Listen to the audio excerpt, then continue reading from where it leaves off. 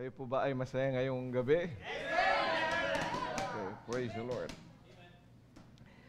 Ah, tayong lahat po ay magsitayo at buksan po ninyo ang inyong mga Bibles. Luke chapter 12. As I have said, tayo po ay nag-aaral patungkol po sa ating pagiging mga managers. Okay? At isa sa dapat natandaan ng isang pinagkatiwalaan ay magkaroon ng isang magandang ugali. At ito po ay ating matitingnan sa Luke chapter 12. Babasahin natin verse number 13, 14, and 15. Tuloy-tuloy natin sa 21 para makikita natin yung pinaka context ng atin pong pinag-aaralan. Okay, I read verse 13, you read verse number 14, 50, and then salitan na tayo hanggang sa 21.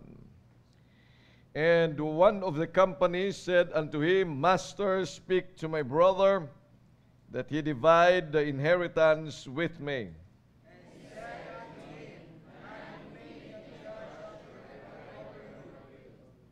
And he said unto them, Take heed and beware of covetousness.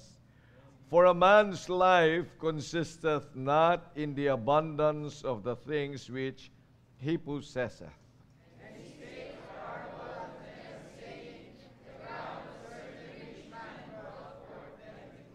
And he thought within himself, saying, What shall I do? Because I have no room where to bestow my fruits. And he said, This will I do. I will pull down my barns and build greater, and there will I bestow all my goods and my goods. And I will say to my soul, Soul, thou hast much goods laid up for many years. Take thine ease, eat, drink, and be merry. But God said unto him, Thou fool, this night thy soul shall be required of thee. Then who shall those things be which thou hast provided? So is he that layeth up treasure for himself, and is not rich toward God. At ang salita ng Diyos po ay naririyan na gusto kong tingnan natin sa verse number 15. Ang salita ng Diyos ay doon po sa pinakakalahati niyan. For a man's life consisteth not in the abundance of the things which he possesseth.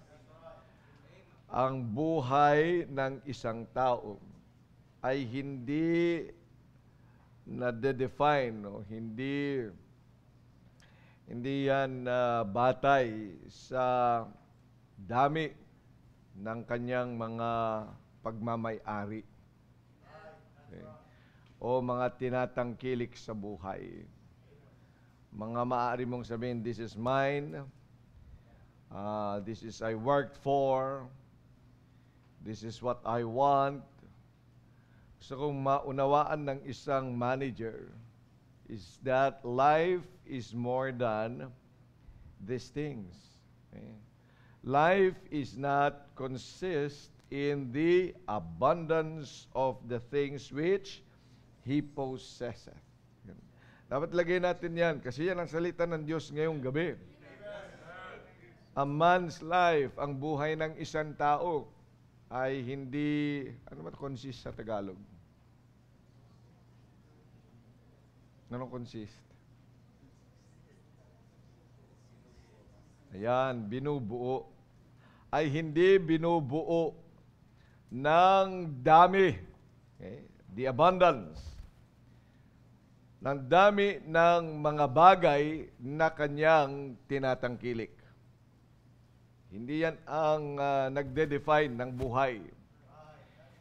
Yan ang dapat na tandaan ng isang manager. Because life is more than that. Okay. Amen? At nawa, ang bawat isa sa atin makaunawa kung ano yung buhay na atin nga pong nilalakad sa ating panahon. Tayo muna ay manalangin. Muli, dakilang Diyos, maraming salamat po sa mga salita na inyo nga pong provide sa amin, na amin nga pong pagninilay-nilayan ngayong gabi. At higit nga po, Panginoong Diyos, na hindi lang namin maunawaan na ang buhay ng isang tao ay hindi nga po lamang binubo ng rangya o ng dami ng amin nga pong mga bagay na tinatangkilik o meron man kami. At makikita po namin, Panginoon, na ang buhay ay mas higit pa rito. At hindi lang yan, Panginoong Diyos, kundi para nga po ang aming mga adhikain sa buhay ay maitama ayon nga po sa inyong salita, upang, Panginoon, ay kami maging kaiga-igaya sa inyong harapan, at kami nga po ay lumakad ayon nga po sa inyong pamantayan. Maraming mga papantayan po sa aming kapanahunan na ginagamit ng maraming mga tao. Pero ang hinihiling ko po bilang inyong mga anak ay makita po namin yung pamantayan na hindi dapat ito mawala sa amin.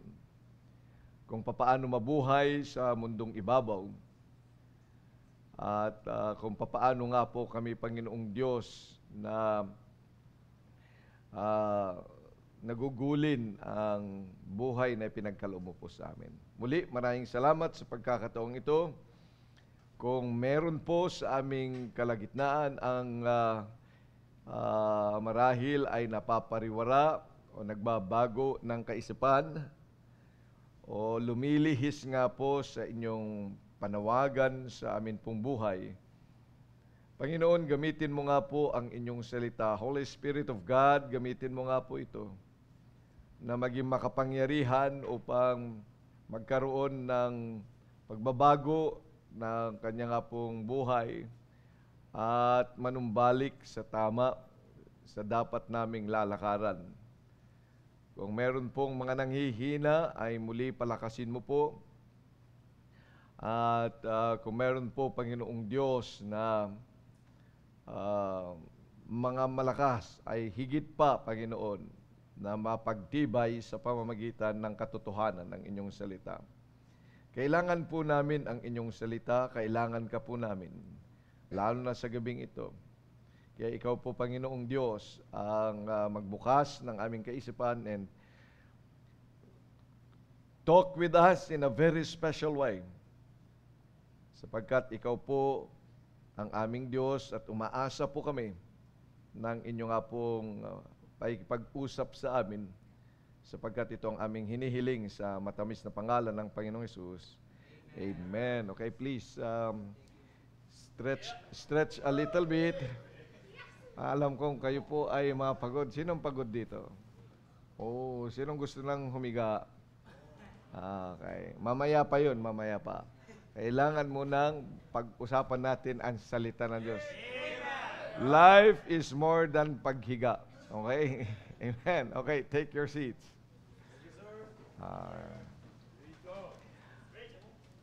Happy birthday po, Tita Au. Okay. Ilan taon na nga daw kayo? 70. Okay. So, 70 pala kayo. 70 years old. Sigurado kayo? Kala namin 90.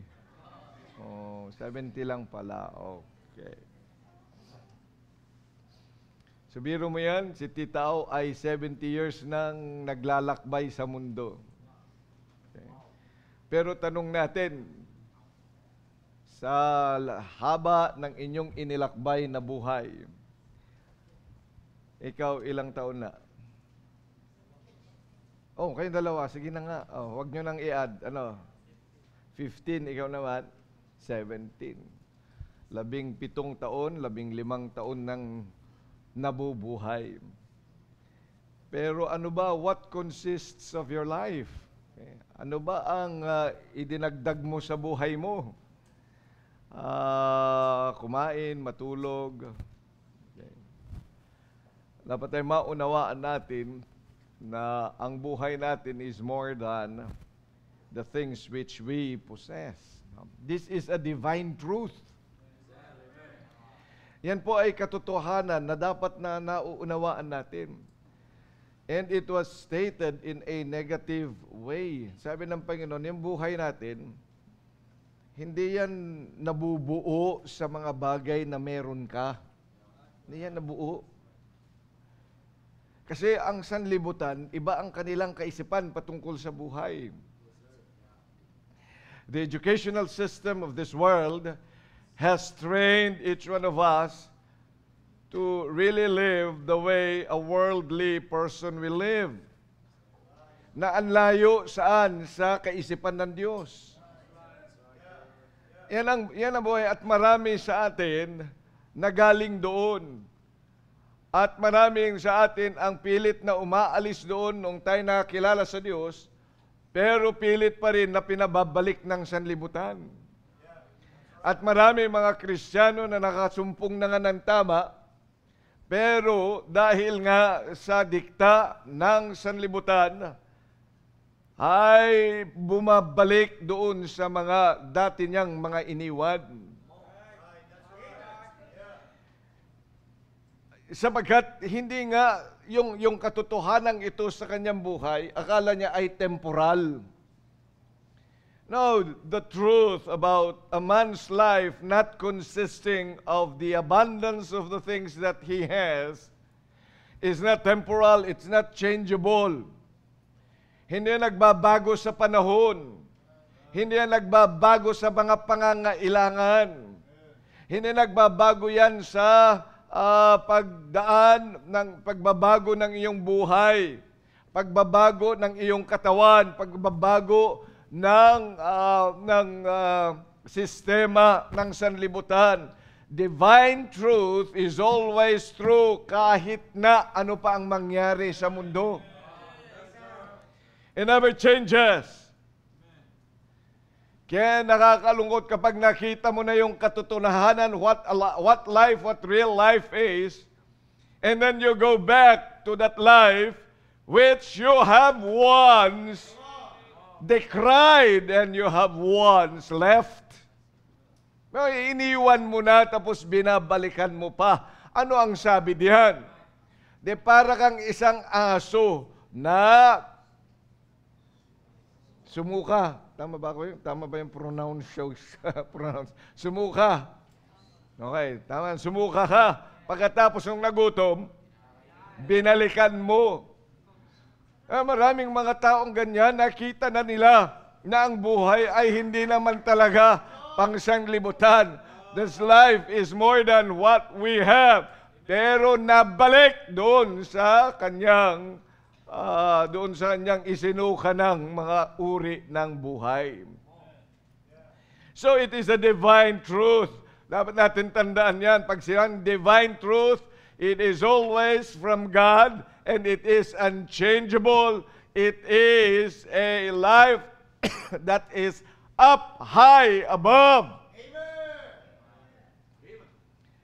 So pag nakita mo na, tinahak mo na yung buhay na yan, ikaw ay nasa mataas na uri ng buhay. At huwag mo nang naisin pang bumalik pababa.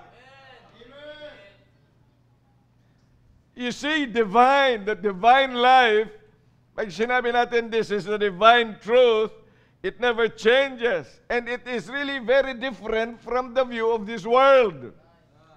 Magkaiba yan as far as the heavens are high from the earth, so far, you see, is the difference of these two views about life.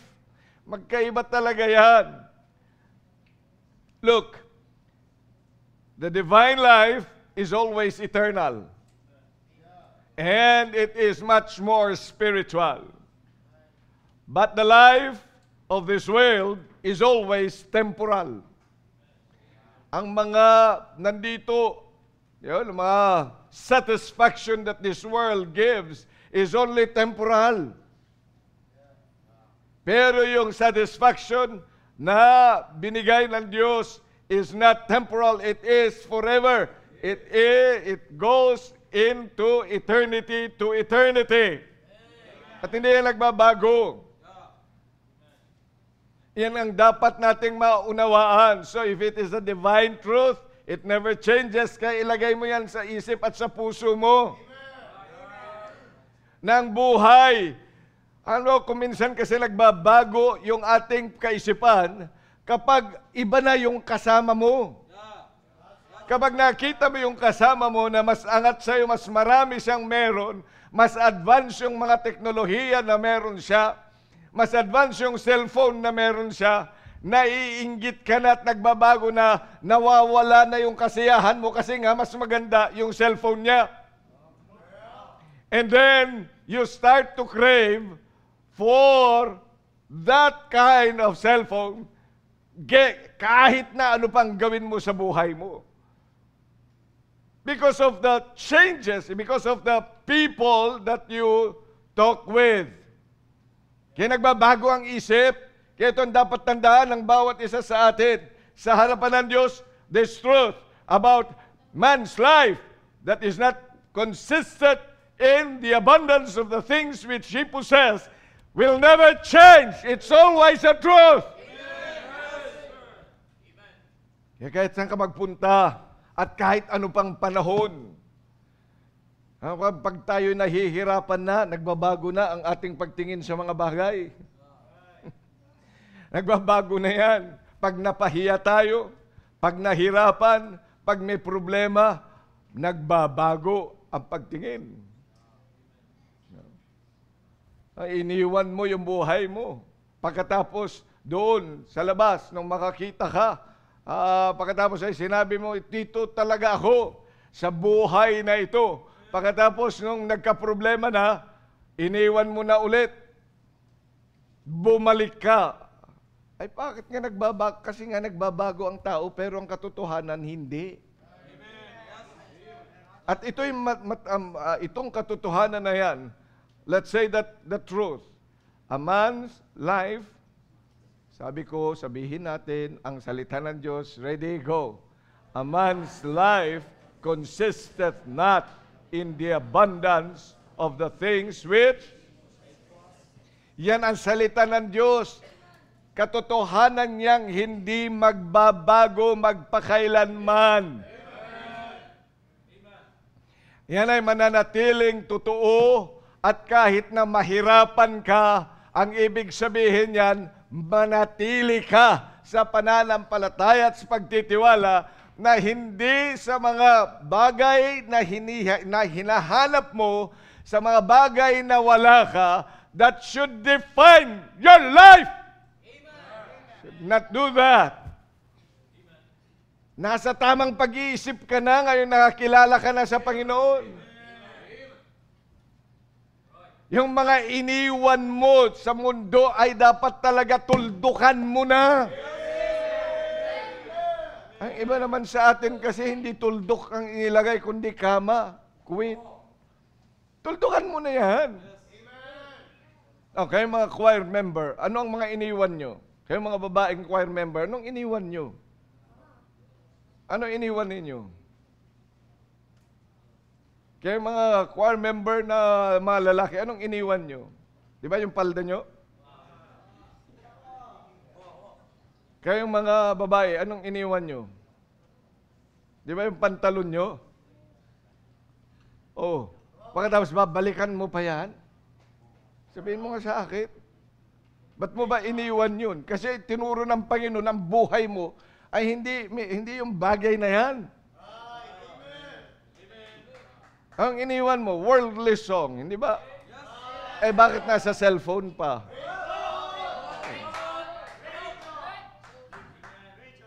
Ano ang dapat mga kinakanta? Di ba iniwan mo na yung mga bagay, yung gusto kong bumait pero di ko magawa? Iniwan mo ng rock music mo, iniwan mo na dapat yan. Kaya mga nasa basics, may mga iniwan kayo, di ba? Iniwan nyo yung labahin sa bahay. Dinala nyo dito. Iniwan ninyo, tingnan nyo, iniwan nyo yung mga kaibigan ninyo. Na ayaw tumino. Oh, iniwan nyo yan. At tama yung buhay na pinamumuhay nyo. After 2 weeks kaya, balik? Oh. Ay di para kayong mga aso na yung iniwan nyo, binabalikan nyo. Ayan. Kaya mga Sunday school teachers, ano mga iniwan nyo? Kaya mga full-time worker, anong iniwan nyo? Anong iniwan mo? Yung profesyon mo, di ba? Ay di dapat magpakadalubhasa ka sa profesyon mo. Ano iniwan mo, Miko? Tae? Oh, sa bagay nga naman, ang sabi ni Apostle Paul, ano sabi niyan? Yung dumi, tingnan natin. Philippians chapter 3. Dapat kasi, alam mo yung dumi, pag ikaw ay buhay, alam mo yung dumi sa mahalaga. Amen? Oh. Yung dumi ba, itinatago mo? Sino nagtatago dito ng dumi? Nilalagay mo sa Puso Negro yun. Ang yung mahalaga, yun nilalagay mo sa closet mo. Tama? Kahit kailan, hindi ka naglagay doon ng dumi sa closet mo. Pagbukas mo, amoy labanos. Ang sabi ng Philippians, chapter number 3. Doon na po kayo? Philippians chapter 3. Ano sabi ni Apostle Paul? Verse number 7. But what things were gained to me, those I counted loss for Christ. Ano yung sinasabi niyang gains sa kanya? Ano yung mga gains niyan? Ano yung mga confidence niya? Ayun o, sa verse number 4, he said, though I might also have confidence in the flesh, if any other man thinketh that he hath whereof he might trust in the flesh, I more. Bakit? Verse number 5, circumcised the 8th day of the stock of Israel, of the tribe of Benjamin, and Hebrew of Hebrews, as touching the law, a Pharisee, concerning zeal, persecuting the church, touching the righteousness which is in the law. Lahat ng mga yan na tinitingala ng maraming mga tao, na pinahahalagahan nila, sabi ni Apostle Paul, ang lahat ng mga yan ay counted all but loss. Hindi yan talaga gain. That which is in the flesh, what is in the flesh, yung yabang niya. Because you see, he was circumcised on the 8th day. Ibig sabihin yan ay talagang Hudyo siya ng lahat ng mga Hudyo. Yan ay the best of all, the best. Kumbaga siya ay cream of the crop. Hebrew of all Hebrews, the Benjamites, they are ambidextrous. So sa kanilang mga kalakasan, sa kanilang mga talento, he can use the right as well as the left, and both excellence. So kaya niyang gumamit ng slingshot, the right hand, at pag tinira niya yung kaaway niya, diretso talaga, right on the spot. At kung ginamit niya yung kanyang kaliwa, hindi ganito.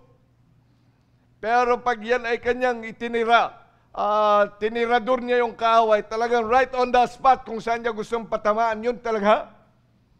Kaya maraming mga naiinggit saan? Sa mga Benjamites. Sana ganyan din ako kagaling. Di ba tayo natutuwa sa mga magaling? Naiinggit tayo sa mga magaling. Kaya sinasabi na lang natin yabang mo, pero sa totoo naiinggit ka lang. Yabang-yabang naman yan. Nainggit ka lang. Kasi nga kasi wala ka yung meron siya. At ganito, ito si Apostle Paul. Even he is a Pharisee. He knows the law. Marami siyang alam. So he said, as touching the law, a Pharisee. Memoryado niya yung batas. Alam niya lahat yon. At sa totoo, nasusunod din niya yan. Kaya nga sabi niya, blameless. Ay yung iba alam lang, pero hindi nagagawa. Pero siya ginagawa niya. No, sino lalaban kay Apostle Paul? Yun yung sinasabi niyan. These are things which were gain to me, but I counted all but loss. Amen. Yea, doubtless. Verse number 8. And I count all things but loss for the excellency of Christ, for the knowledge of Christ Jesus my Lord, for whom I have suffered the loss of all things, and what? Binilang ko yan. Ano? Do count them as dung. Alam mo yung dung? Ano yung dung? Ha? Tae nga. Oo. Dumi. Yung dung. D-U-N-G. Dumi. Sabi niya, dumi lang yan. Hindi ko yan po pwedeng dalhin sa mission work. Hindi ko yan po pwedeng dalhin sa ministry ko. Hindi ko yan po pwedeng dalhin sa choir. Hindi ko yan pwedeng dalhin sa Sunday school. Hindi ko yan po pwedeng dalhin sa pagiging usher ko yan. Dumi yan eh! Dumi! Dumi! Dumi!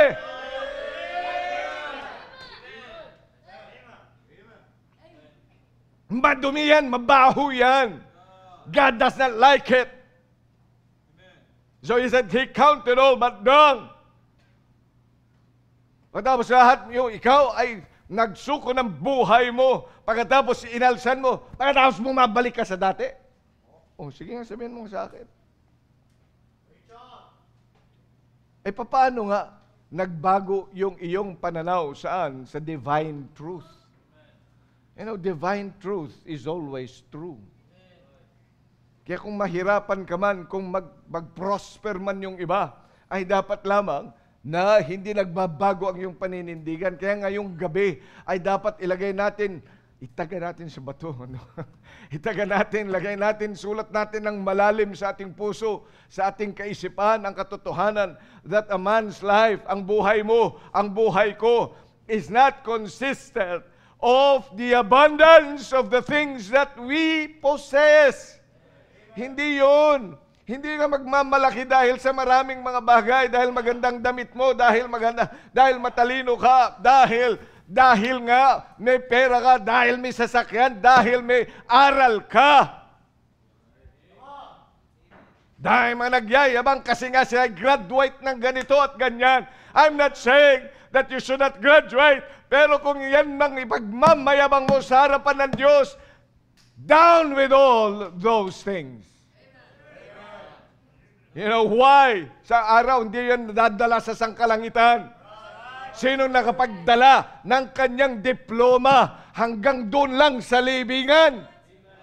Yan ang sinasabi ni Apostle Paul. Sino nakapagdala ng kanyang bahay? Sino nakapagdala ng kanyang pera? Eh, nakakita naman kayo na nakaburol na may pera na 500 pesos na hawak-hawak. Pero bago ilibing, ay binubuksan ulit yun. Pagkatapos kinukuha, akala ko ba'y pabaon nyo yan?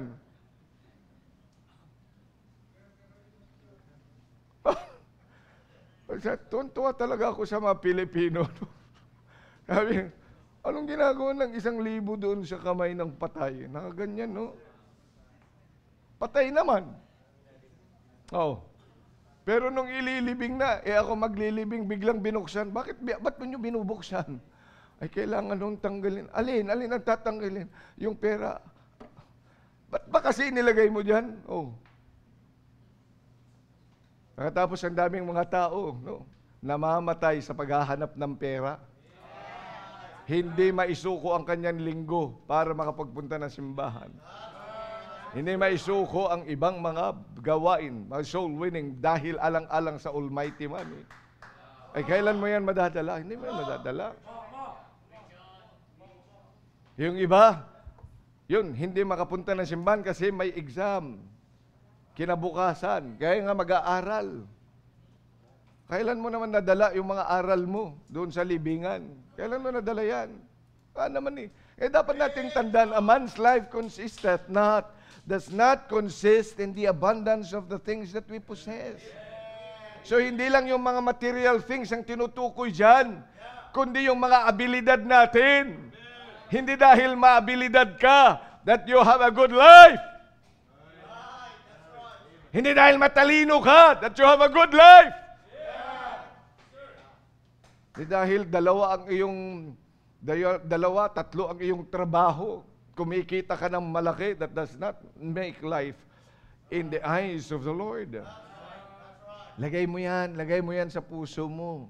Lagi mong isipin na ang buhay natin, na ibinubuhay natin dito, hindi yan binubuo ng mga bagay na meron tayo. Ng abundance of it. Kaya nagsisikap na lang, ang buhay mo, ang oras mo, lahat na lang, ang talino mo, inilagay mo saan? Sa mga bagay na ito. That is a divine truth. And it is really very different from the world's point of view.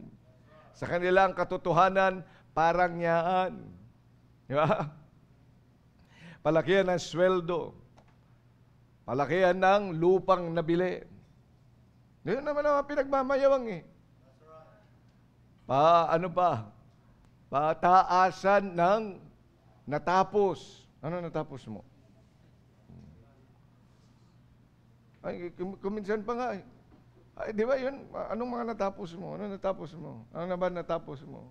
Kuminsan ay nakakahiya nga na sabihin na, ay wala nga ako natapos. High school lang ang inabot ko. No read, no write pa ako. Oh. Pagkatapos minamata na. Ay kasi ganyan ang sanlibutan. Wala kang magagawa kasi minamata. Pero tumingin ka dito sa Christian world, sa Baptist world, maraming mga hindi nakatapos ng pag-aaral niyan, they are great men and women in the Lord. Because they have given their life for the Lord. Eh, huwag mong ipagmamayabang yung iyong diploma at saka kung ano pang mga natapos mo sa buhay. As that is only in the eyes of the world, but we are Christians, our eyes should be with the eyes of God. Ano pang pamamaraan ng sanlibutan? Pataasan ng posisyon sa lipunan. Kaya nga naghahabulan sila kung sino ang pinakamataas doon sa posisyon. Binibili nila yan, papatay pa yan, babayad pa ng mga tao para saan? Maging presidente lang ng Pilipinas na 6 na taon din lang naman.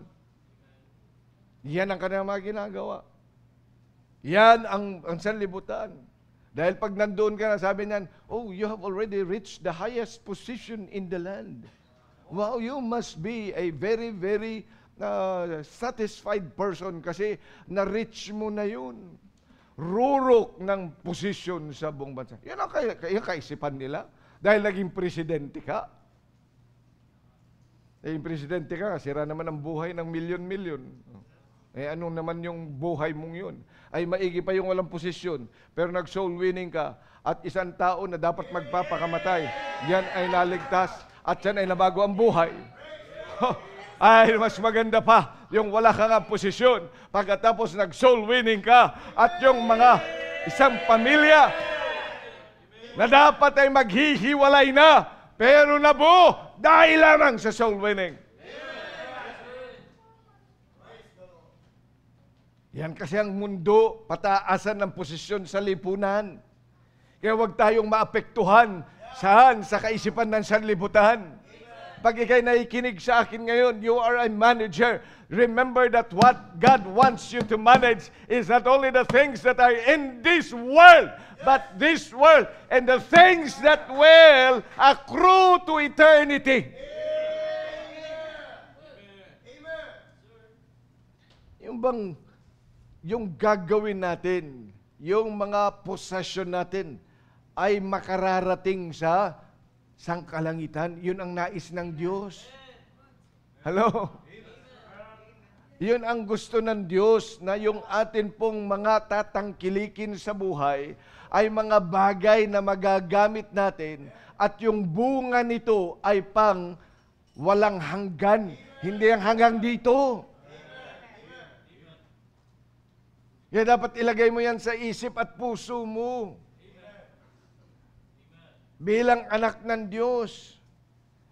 Yan ang sanlibutan. Ano ang pagalingan? Di ba? Yan kaya nga yan ang group. Ay, wala ka sa tatay ko. Isang silbato lang. Tigil ang buong mundo. Yeah? Ay, wala ka sa tatay ko. Ay, wala ka sa... Yeah? Pagalingan naman eh. Di ba? Ganun naman talaga eh. Ganyan ang mundo. Nagpapagalingan. Pero sa Diyos, hindi ganun ang... Dahil lahat ng mga yan ay mawawala. Ang sabi ng Panginoon, kung gusto mong maging great, anong gagawin mo? You be the servant of all. Iba talaga paraan ng Diyos. Ang paraan ng tao, gusto nila nasa on top. So that they can control. Hindi, ang paraan ng Diyos, get down. Go to the lowest part. Yan ang gusto ng Panginoon. Pinakita nga niya, He is God. Amen? He is God. He is worshipped by millions of angels. He has all the authority. Pero ang ginawa ng Panginoon, He came down. Iniwan niya ang langit. Iniwan niya ang rang niya doon. Iniwan niya ang worship ng angels. And then He came and showed to us what life is. Dahil gusto niya na tayo, ang buhay natin ay hindi lang hanggang dito sa lupa, kundi ang buhay na ating gugugulin at ating mai-enjoy sa buhay natin would be up to eternal life, eternity in heaven. Kaya magbago-bago ka nga ng kaisipan kung ikaw ay masyadong karnal na. Na parang ang buong buhay mo ay nakaikot na saan? Doon sa bagay na yan. In amassing wealth, in making sure that the things that you possess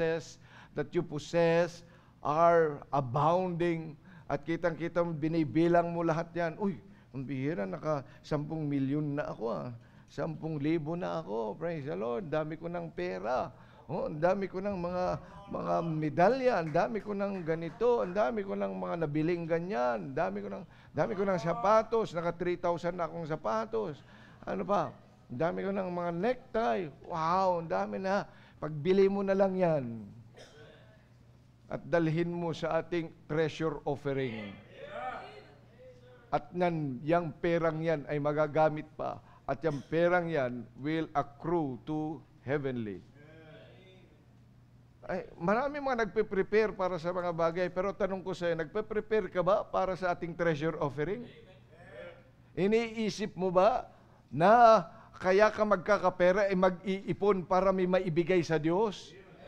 Ay, marami sa atin ay iba, nag-iipon tayo para sa magagamit natin at ibibigay natin kay Henry C. Sino naman si Henry C, Pastor? Kay SM. Oh. Saan tayo nag-iipon para ipambili natin kay Toyota? Ngayon, pinayayaman natin sila. Oh, ayun, yun yung mga kaisipan ng marami.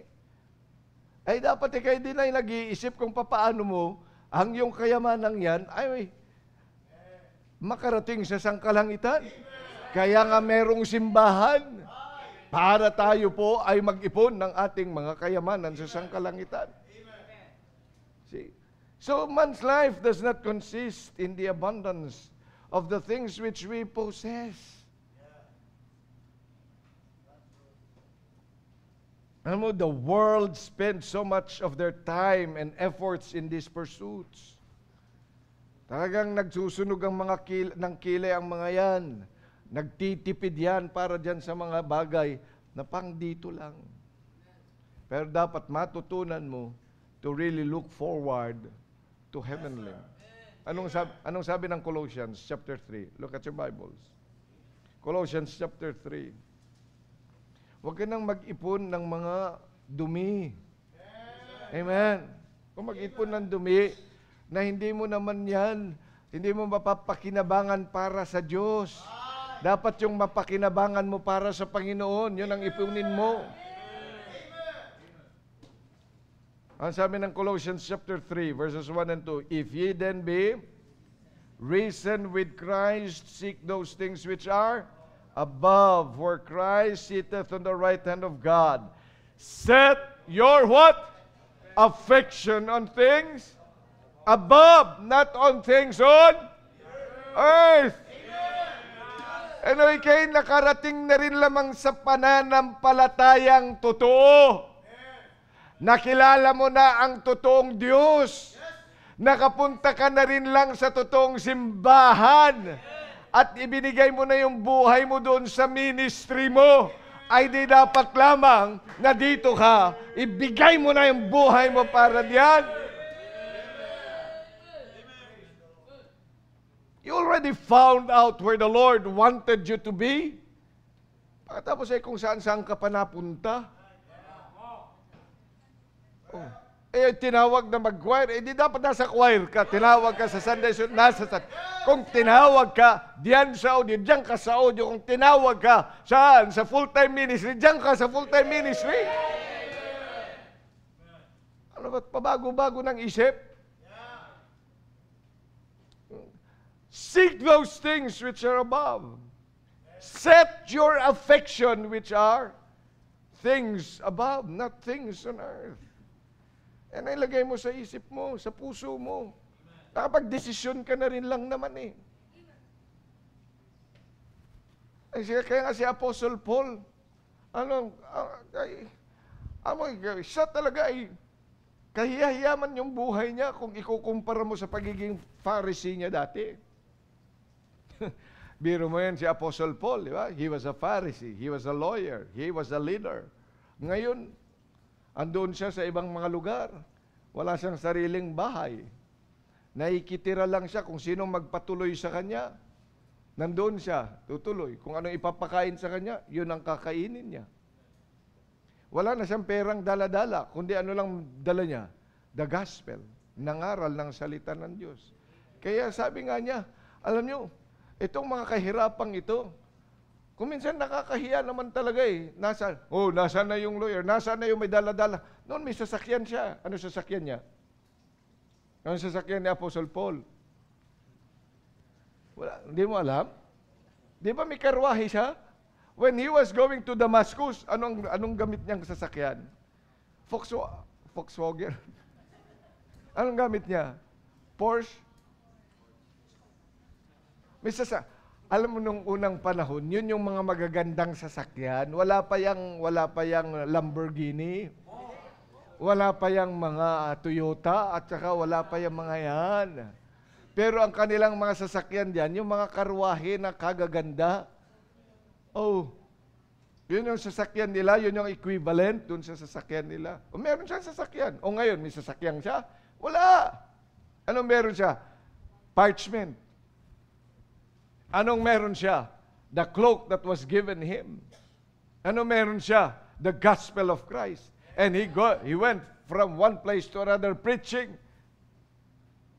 So minsan ay pag pinagsama-sama mo na sila, yung mga kasama niyang mga Pariseo, di yumayaman ng mga Pariseo at mga leaders na yan sa mga lipunan, pero nasaan siya? Siya ngayon hinahabol. Pero sabi niya, for this cause, I am not ashamed. Hindi ko kinahiya kung ganito man yung buhay ko. Masaya pa rin ako. Because I have found that life is not consist on the things, the abundance of the things which I possess. I have found this real life in the Lord. Now I have found my life to be in the mission field. Ito yung buhay ko to, masaya ako yun. I have found to be a full-time worker. Masaya ako dito sa aking buhay. Marahil naghahanap ka ng mga bagay na kung nung meron ako. Wala na ako noon. Pero masaya ako because I have found, because my life, man's life, is not consist on the abundance of the things which he possesses. Yes, that's the truth. Kung ikaw'y choir member marahil, at dahil ikaw ay nagbibigay sa gawain ng Diyos, ikaw ay nagsisikap, pero bigay ka ng bigay sa gawain ng Panginoon. Pagkatapos may mga bagay na hindi ka nabibili para sa iyo. Sabi na, sayang naman. Sino may sabi sa iyo, sayang naman? Masaya ako dito sa buhay ko. Kahit may kulang ang buhay, kahit hindi ako kasing rangya na kagaya mo, pero mayaman ako sa sangkalangitan. Kahit dito lang ako sa kubo nakatira. Buti ka pa nga, nasa kamelya. Pero pastor, yung kamelya naman na yun, malapit nang magiba. At least nga.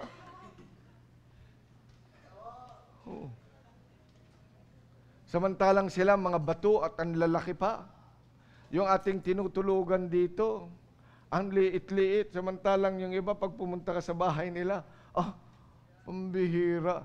Iba pa yung CR nila, iba pa yung dining room, iba pa nun. No. Kung minsan ay parang nakakahiya. Kung minsan.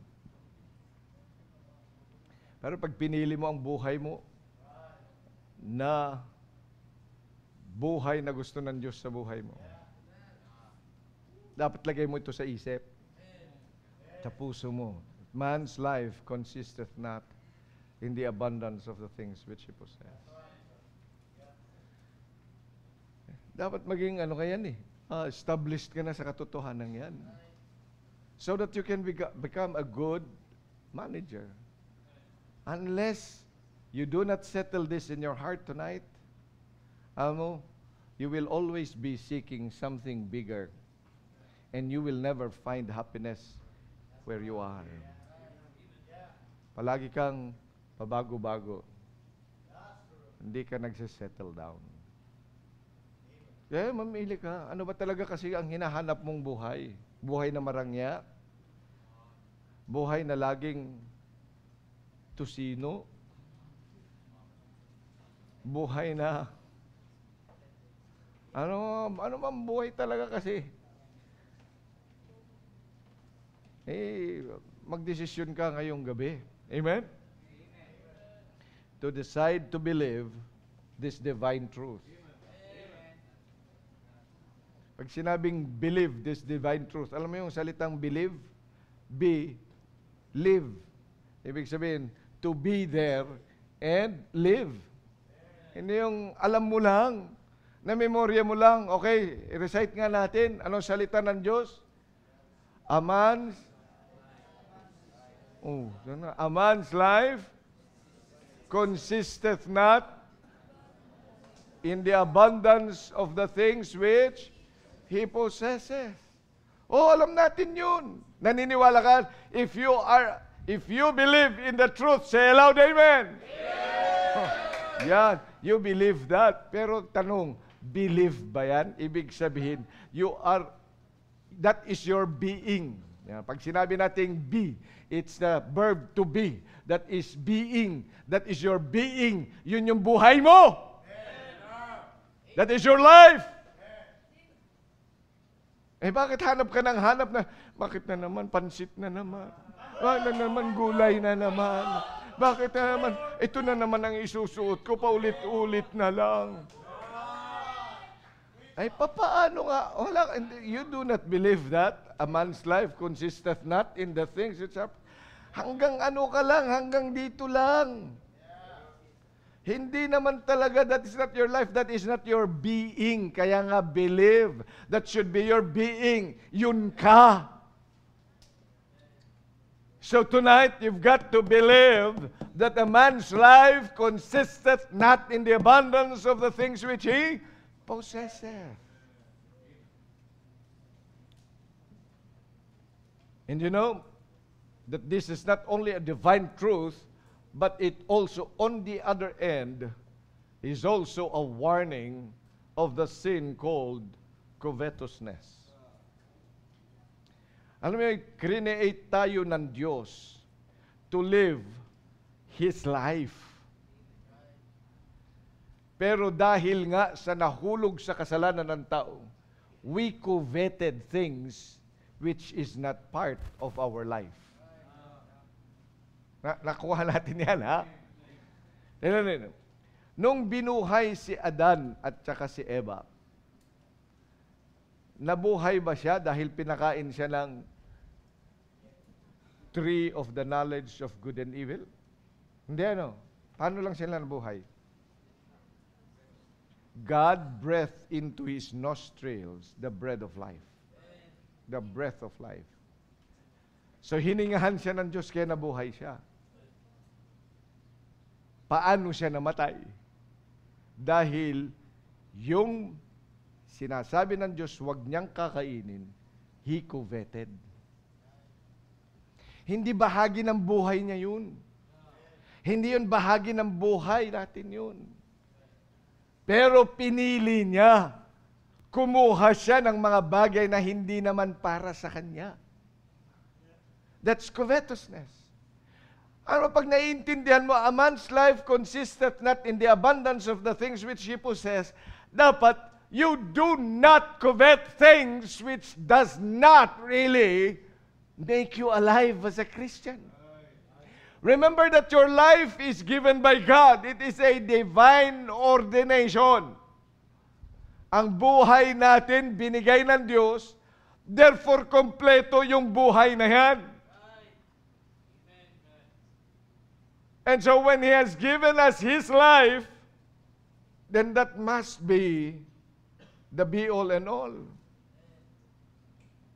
Tingnan nyo. Now, let's go to spiritual matters. Baka nagkakagulo-gulo tayo. Nung ikaw ay naligtas, paano ka naligtas?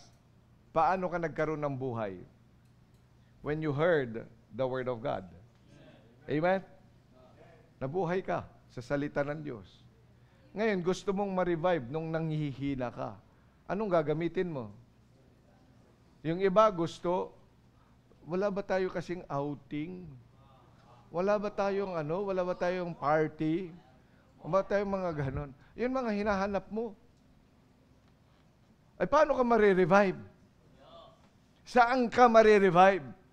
Eh di siya nagbigay ng buhay sa'yo. At ano yung nagbigay ng buhay sa'yo? The Word of God. Nung narinig mo ang Word of God, when somebody gave to you the Word of God, you believe in Christ and you receive Christ and you were happy about it. Pagkatapos ngayon, maghahanap ka ng iba na ikasisiha. Pagkatapos ngayon, ayaw mo na magbasa ng salita ng Diyos. Pagkatapos ayaw mo makinig ng salita ng Diyos. How could you ever be revived? Because you have started to covet things that is not yours, that's not part of your life, that's not part of my life. Kaya pag iniisip ko rin, there were many times when I wanted to quit. Pero sabi ko ba, pinili kong buhay na to eh. At saka sabi ko noon, kaya magkaroon basta ako'y makapaglingkod sa Diyos. There were times that, yung pera, wala naman talaga eh. At gusto mo nang sumuko. Ay, pero sabi ng Panginoon, pwede naman natin magtipid-tipid at magtiis-tiis. Basta nakakakain at may natutulugan, ayos na! Oh, ay, sa biyaya ng Diyos, tingnan mo, di ang lawak na ng tutulugan mo. Pwede gusto mo pa sa sagingan, di doon ka. Oh. Pagkatapos, pag pumupunta ako doon sa kabilang lote, pagkatapos ang layo-layo. Nalalayuan na tayo, kaya gusto na natin wala bang e-bike dyan para pag nag-check ako doon sa Eco House, nahahanapin ko si Victor, tagal-tagal sumagot ng telepono. Ano naman ang ginagawa niya doon? Sasabihin na, Tochi, nasaan ka? Nasa church po, pambihira ka naman. Sa lawak niyan, saan dyan? Saan ka? Nasa gate ho. Anong gate? Genesis gate? John gate? Yung Revelation gate o ano? Anong gate ba yan? Nasaan kang gate? Nasa CR po ako. Ay, saan nga ang CR? Ang daming CR dyan, di ba? Sa hawak niyan. Oh. Pero nung unang panahon, wala naman tayong ganito, di ba? Wala kaming ginawa noon. Bago-bago pa lang yun. Nandoon pa kami doon sa may hindi Teresa compound, doon sa JP Rizal. Yan. Kada makita namin ng mga lote na bakante na hindi ginagamit, pinagpipray namin, kiniklaim namin, naibigay ng Panginoon, ay hindi naman binibigay ng Diyos. Kailan lang nagbigay? 2006, dito lang. Pagkatapos natapos lang natin 2016. And then the Lord gave again. And then the Lord gave again. Oh. Tapos ang lawak pa ng tataniman. Kaya yung iba, ang dami-dami naman ng pinapagawa ni Pastor. Nililinis, di ba? Oh, kayong mga basics, di ba? Ang dami-dami, ano? Oh, hindi pa tapos. Kaya nga, maganda siguro 3 buwan kayo dito para matapos natin.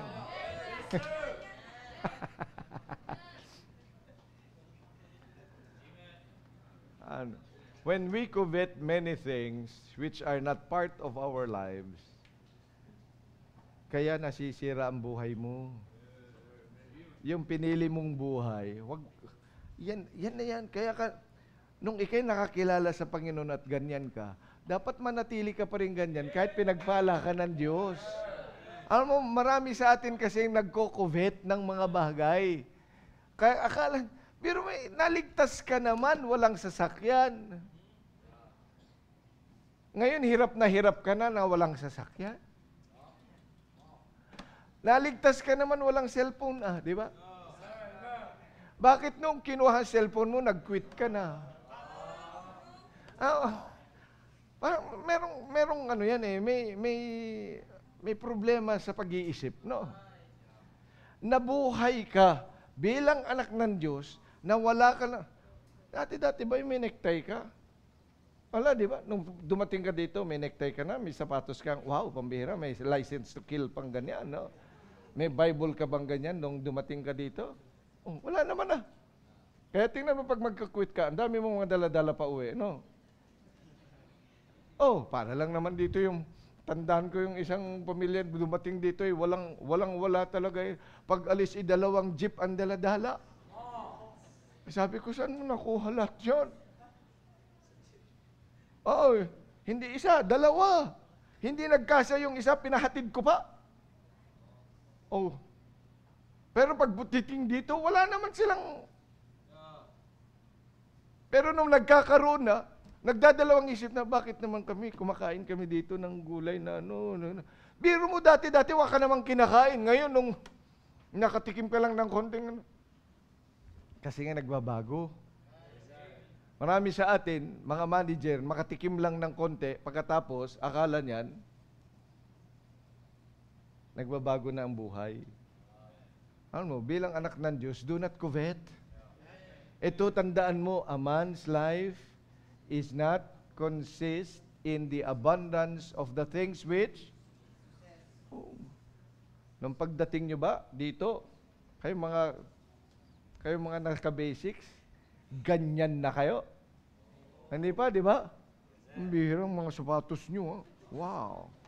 Oh, tingnan mo yan, mga pa-necktie na yan. Kanino mo naman kinuha. Oh, bihirang nakachaleko ka pa, ha? Oh. Yan mga babaeng to, gaganda ngayon, ha? Oh. At sinimangutan pa ako ni Camille. Ngumiti ka. Ngumiti. Yan, ganyan. Oh. Ano pagdating yun? Ngiti ka naman dyan, iha. Hello. Yan. Akala ko kasi ano kayo. Ganun eh. Inaantok ka na? Hindi pa. Naiintindihan mo ako.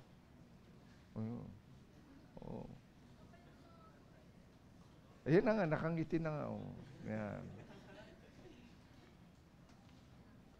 Di ba? Nixie? Oo. Isang injection? Oo. Ano, pag meron ka na, huwag naman magbabago.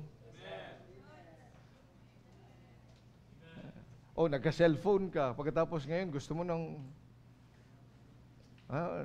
hindi na lang cellphone, ano pa? Tab, laptop. Ganun na, yun. Pagkatapos, pag hindi na ibigay, nagagalit. Nagbabago ang buhay. Ay, dapat ay hindi. Amen?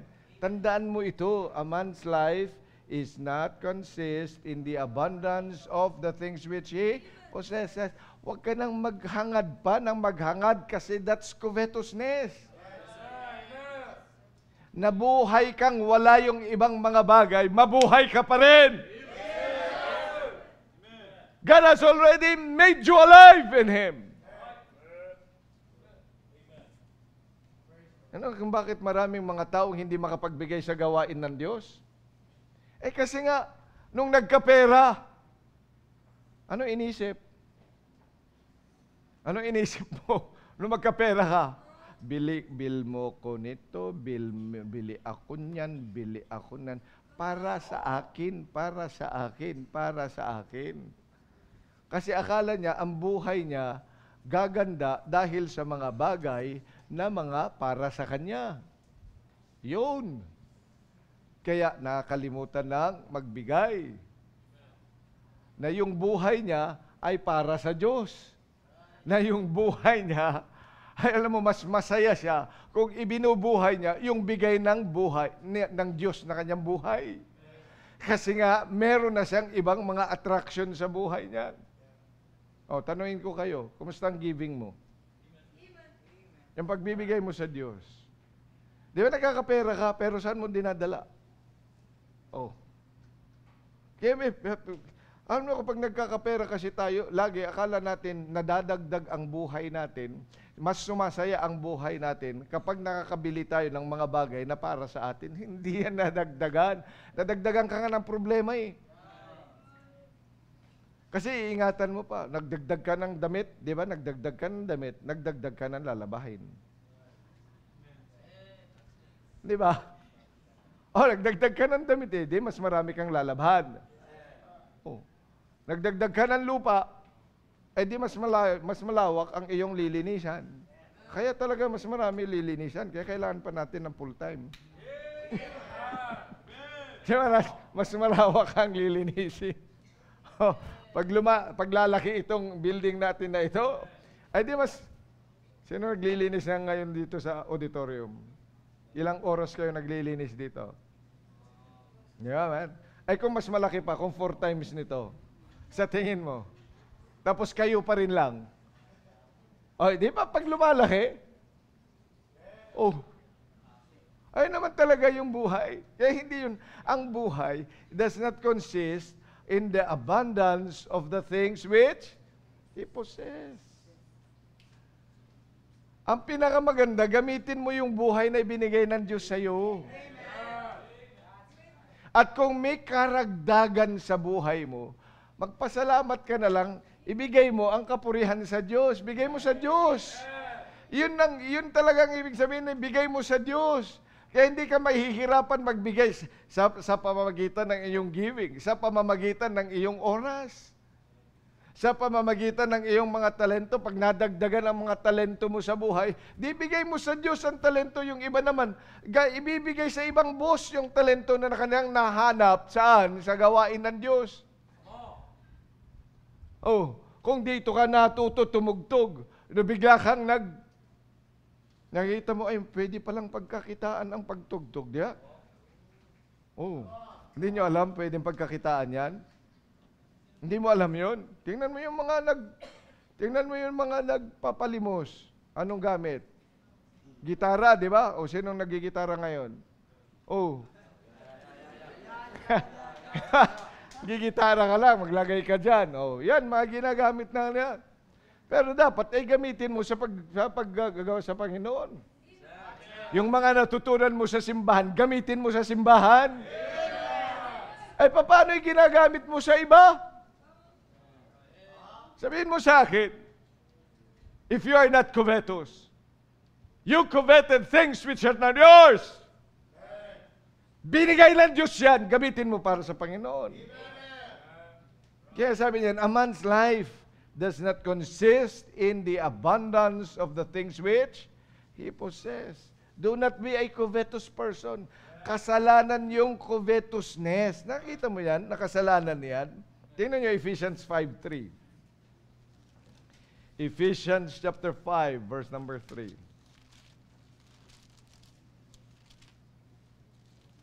Ang sabi ng salita ng Diyos, but fornication and all uncleanness or covetousness, let it not be once named among you as becometh what? Biro mo yan, or covetousness. Ano ibig sabihin yan? Inihalin tulad yan sa fornication and all uncleanness.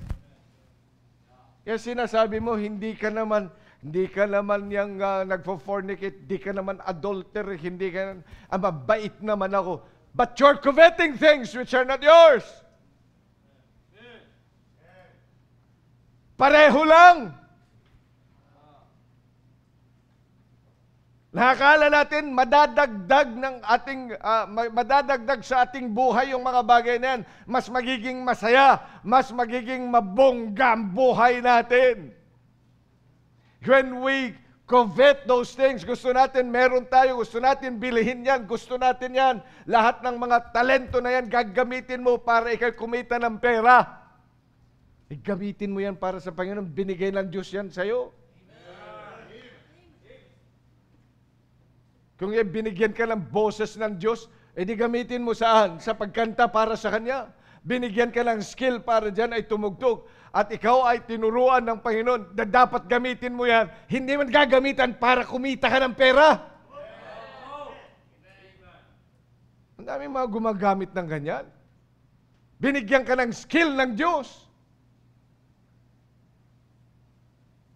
See, you covet things. Pag sinabing covet things, hindi sa'yo ginagamit mo. At sa'yo ba yun? Ay, yan ang isipin mo. Bilang anak ng Diyos. Tingnan mo ba sa Colossians chapter 3, verse number 5. Kung saan inihalin tulad na kasalanan yang covetousness. Colossians.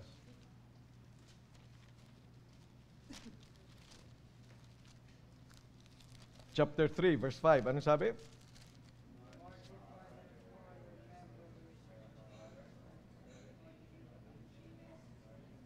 Ano yan?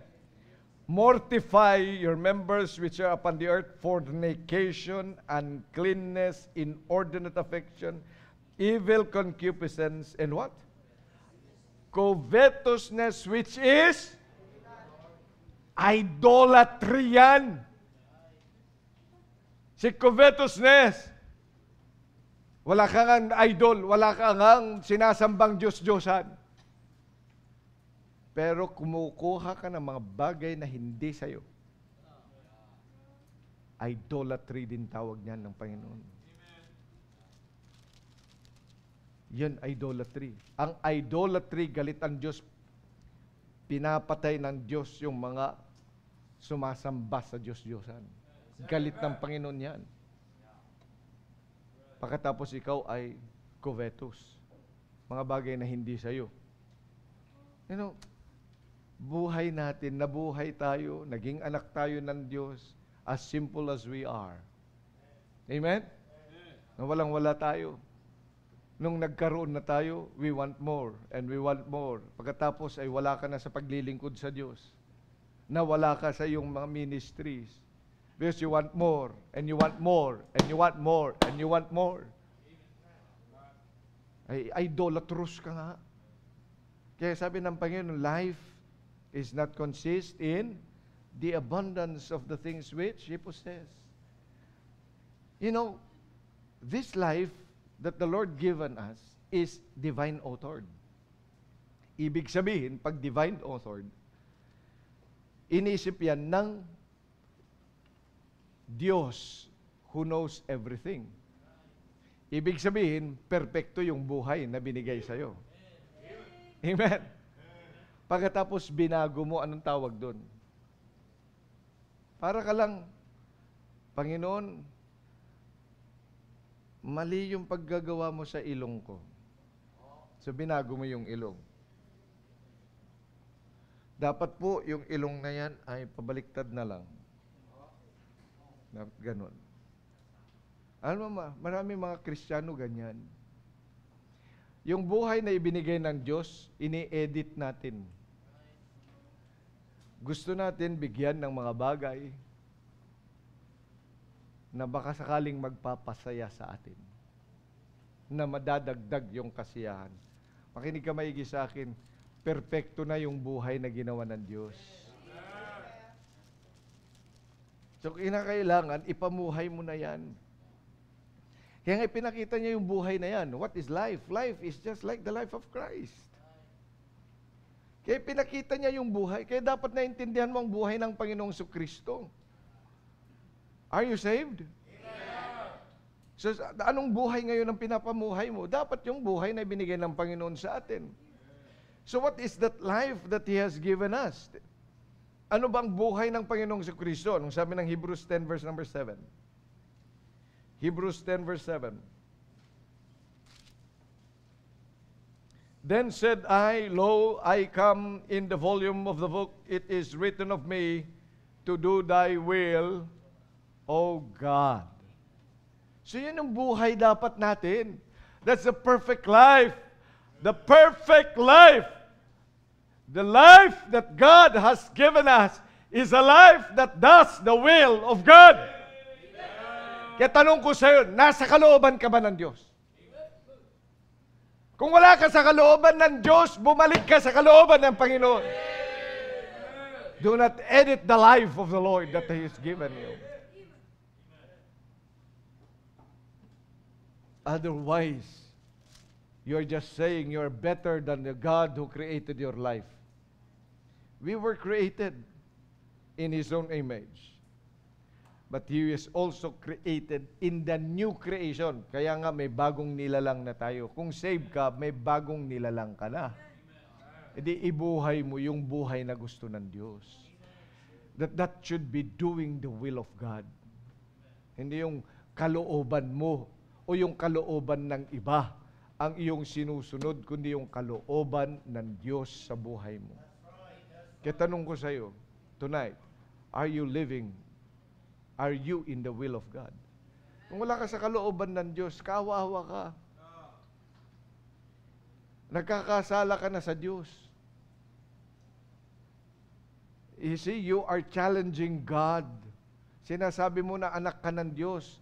Pagkatapos nabubuhay ka sa iyong sariling kalooban, aba, mag-isip-isip ka naman. Who withstood God and won? Di mo rin kinakaaway mo ang Diyos na nagbigay ng buhay mo? Nilalabanan mo siya by not doing His will. Kasi nga you are coveting things. Hindi ka nakukontento sa buhay na binigay niya.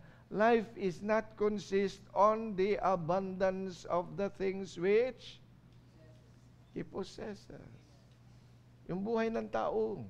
Hindi yan. Yan ang dapat ilagay mo sa buhay mo. You see, that's why, tanungin mo sa sarili mo, nasa kalooban ba ako ng Diyos? Ginagawa ko bang kalooban ng Diyos o gusto ko lang to? O gusto ko lang i-please yung iba? Alam mo, dapat ang i-please mo ay ang Panginoon. Look, 2 Peter chapter 1, verse number 17.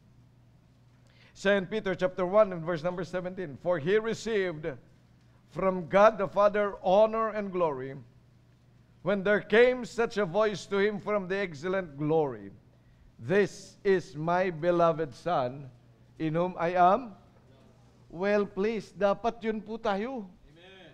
Dapat ay ang Diyos ang magsabi, this is my beloved Son, in whom I am well pleased. Masasabi ba ng Diyos, I am well pleased? Kagaya ng ginawa niya kanino kay Job? Noon nandoon ang Diablo, sabi, oh, have you seen my son Job? Of all my sons, he is a faithful one who eschewed evil. Pinagmamalaki ng Diyos. Because Job pleased Him. Dapat yun po ang ating gawin sa ating buhay. Kaya wag na tayong paghanap pa ng isang buhay o ibang buhay at gusto nating dagdagan yung buhay na binigay ng Diyos para sa atin. A man's life is not consist on the abundance of the things which he possesses. Are you in the will of God? Kung ngayong gabi wala ka sa kalooban ng Diyos, lumapit ka sa Panginoon and live His will. Kung ngayon ay hindi ka nagsisikap to please the Lord, you should start pleasing the Lord. Dapat man lang, bago ka matulog, sasabihin mo sa Panginoon, Panginoon, have I pleased you? Have I pleased you this day? Lagi na lang tayo ang mga ating iniisip sa mga tao na, sa mga boss natin, gusto natin silang ma-please, na hindi sila nagagalit, kaya ginagawa natin ang ating mga best. Sa mga teachers natin, ang ating mga best, sa mga bosses natin sa opisina, yun ang ginagawa natin. Because we want to please them. Pero tanong ko sa iyo, did you ever try also day after day of your life, sinisikap na ma-please mo din ang Diyos? Samantalang ang Diyos ang nagbigay ng buhay mo. Kaya bilang mga mananampalataya, listen to the Word of God tonight. For a man's life is not consist in the abundance of the things which he possesses. Tayong lahat po ay magsitayo. Muli dakilang Diyos, maraming salamat po sa pagkakataong itong pinagkaloob mo po sa amin. Help us to be good stewards. Help us indeed to put this in our minds and our hearts that a man's life is not consist on the abundance of the things which he possesses. This is a divine truth. This is also a warning against coveting things which does not belong to the life that you have given. And this indeed is a life that you have authored that we should live accordingly. Kaya nga po, Panginoon, pagpalain mo ang bawat isa sa amin na tingnan ang aming mga sarili so that we can live a life that really is pleasing to you. To live a life, and that life that you have so designed. Kaya nga po, Panginoon, mangusap ka sa amin sa invitation sa pangalan ng Panginoong Hesus. Habang tinutugtog ang awiting panyaya, I don't know how the Lord has worked with you, but if the Lord has spoken to your heart anywhere in the message, I think we have to come to the Lord and talk with Him. Tayo lumapit sa Panginoon kung buhay na ating ginagamit ay buhay ng Panginoon.